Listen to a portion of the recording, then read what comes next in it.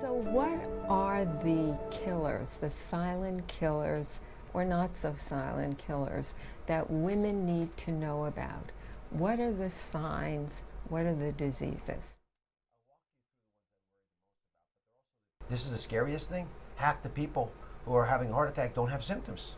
And women especially, if they don't have any symptoms, they don't speak up, but they do have symptoms, it causes issues. And I learned this from a pathologist, and I believe it is the case because I've asked other pathologists. The first thing they do in an autopsy on a woman, and they don't know why she died, is to look in their stomach. I remember asking, why would you look in the stomach of a woman? Why is that the first place? And the reason you look in there is for pink bismuth salt or antacids.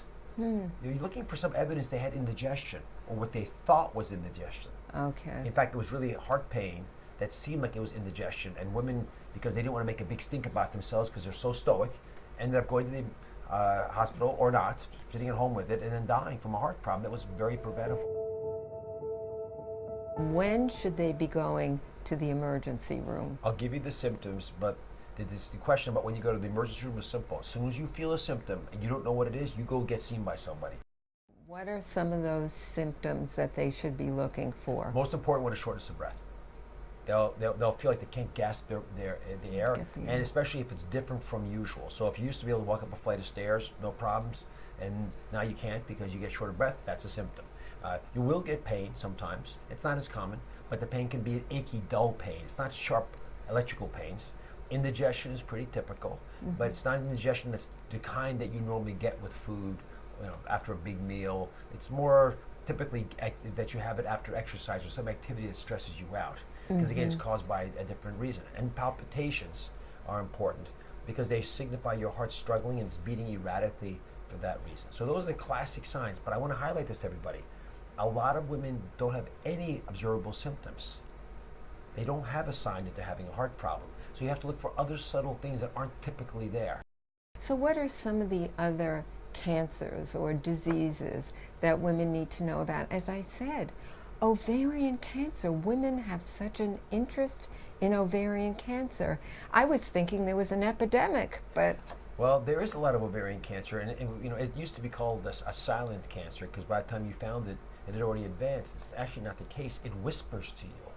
It tells you about subtle signs, bloating, weird aches and pains, loss of appetite. These are symptoms that are, if you pay attention to them, readily observable in women with ovarian cancer, even early ovarian cancer, way before it gets big and spreads. So the cancer is whispering to you, but you got to pay attention. But the big cancers are breast cancer and lung cancer. It's also worth taking a look at your breasts, for example, with breast cancer, not just with the mammography, but also with your hands. I know people get panicked when they feel lumps because they hear all the horror stories, but the success rate, the survival rate at 5 years for a localized breast cancer, it's 99%. I mean, that's a huge number. So what I'm hearing you say in both situations is that women need to trust when they feel their body is different. And even if they're afraid, even if they feel a lump, they need to take care of it because the chances are, if it is something, it can be handled. So what about how can your friends help you?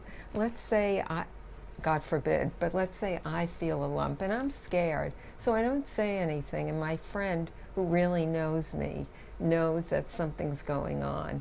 How can friends support people? Well, it's our calling as humans. We've always supported each other. Human society evolved because we could form a safety net beneath us to lift us up.